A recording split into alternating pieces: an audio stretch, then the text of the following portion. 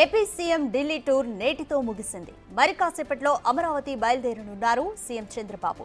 ఢిల్లీ పర్యటనలో భాగంగా నిన్న కేంద్ర మంత్రి మనోహర్ లాల్ ఖట్టర్ను కలిశారు సీఎం చంద్రబాబు. రాష్ట్రానికి సంబంధించిన పలు ప్రాజెక్టులపై కేంద్ర మంత్రి ఖట్టర్తో చర్చించారు. విశాఖ, విజయవాడ మెట్రో ప్రాజెక్టులకు 100% సాయం అందించండని కేంద్ర మంత్రి ఖట్టర్ను కోరారు ముఖ్యమంత్రి చంద్రబాబు. ఆంధ్రప్రదేశ్లో ట్రాఫిక్ రద్దీని తగ్గించడానికి, ఆర్థిక వృద్ధిని పెంపొందించడానికి, పట్టణాల్లో రవాణా సౌకర్యాలను మెరుగుపరచడానికి ఈ ప్రాజెక్ట్స్ చాలా కీలకమైనవని కేంద్ర మంత్రికి తెలిపారు సీఎం చంద్రబాబు. ఈ ప్రాజెక్ట్స్ ను వెంటనే ఆమోదించి ఆర్థిక సాయం అందించాలని కేంద్ర మంత్రిని కోరారు ముఖ్యమంత్రి. మౌలిక సదుపాయాలను మెరుగుపరచడం, పట్టణీకరణ సవాళ్లను పరిష్కరించడంలో ఈ ప్రాజెక్టుల ప్రాముఖ్యతను వివరిస్తూ ఒక నోట్ను కేంద్ర మంత్రికి సమర్పించారు CM Chandrababu.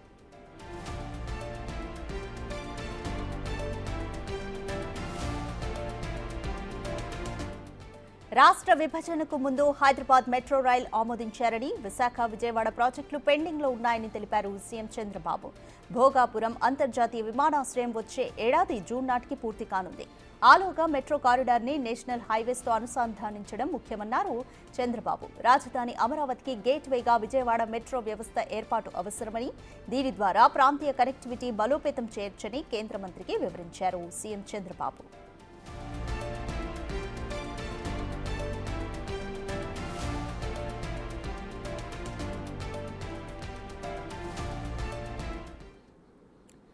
Right, more details మా ప్రతినిధి శివ అందిస్తారు.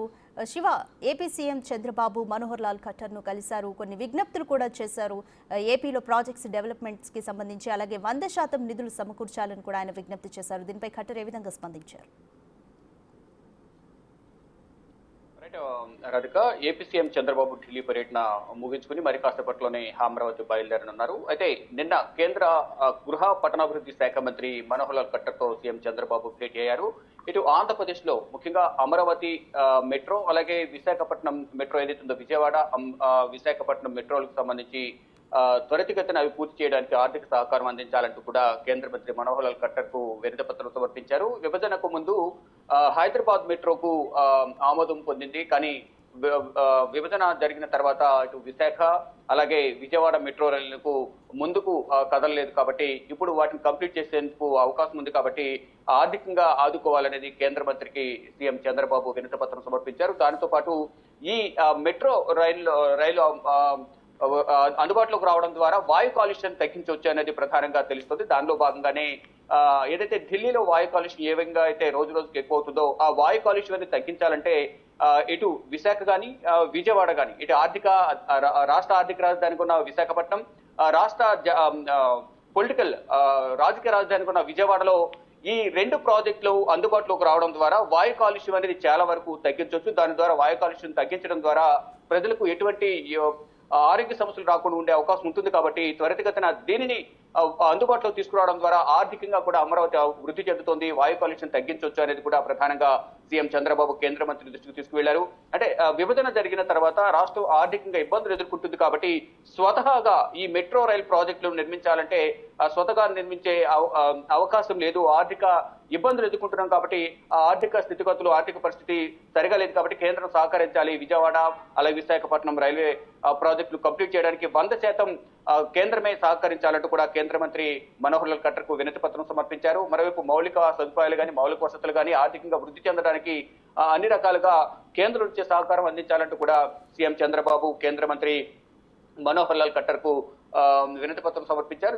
దానితో పాటు పిఎం ఆవాస్ యోజన కింద నిర్మించే ఇళ్లకు సంబంధించి కూడా గృహ నిర్మాణ శాఖ మంత్రిగా ఉన్న ఖట్టర్ కు వినతి పత్రం సమర్పించారు. అవి కూడా త్వరితగతిన కంప్లీట్ చేసేందుకు కేంద్రం నుంచి నిధులను విడుదల చేయాలంటూ కూడా ఆయన ప్రధానంగా వినతి పత్రం సమర్పించారు. మరోవైపు భోగాపురం ఏదైతే విశాఖపట్నం మెట్రో రైలు ఏదైతుందో భోగాపురం ఎయిర్పోర్టు వచ్చే సంవత్సరం జూన్ నాటికి కంప్లీట్ కాబోతుంది. కాబట్టి దాన్ని కనెక్టివిటీ చేసే విధంగా కూడా ఈ మెట్రో రైలు కూడా కంప్లీట్ చేస్తే బాగుంటుంది అనే విధంగా ముందుకు వెళ్తే, అంటే ప్రారంభిస్తే ఫేజ్ 1 కింద ముందుగా గ్రౌండ్ లోకి తీసుకొస్తే కనుక దాని పనులు ప్రారంభిస్తే ఆ కనెక్టివిటీ అనేది అక్కడి వరకు వెళ్తుంది. కాబట్టి ఆ పనులు త్వరితగతిన ప్రారంభించాలనే ఉద్దేశంతోనే కేంద్ర మంత్రిని కలిశానంటూ కూడా సీఎం చంద్రబాబు తెలియజేశారు. దానిలో భాగంగానే ఈ సకాలంలో ప్రాజెక్టును గ్రౌండ్ చేసి దానికి సంబంధించిన నిధులను విడుదల చేయాలంటూ కూడా సీఎం చంద్రబాబు కేంద్ర మంత్రి మనోహర్ లాల్ ఖట్టర్ కు విన్నవించారు. ఇక మొన్న కేంద్ర మంత్రులను ముగ్గురు మంత్రులను కూడా కలిశారు.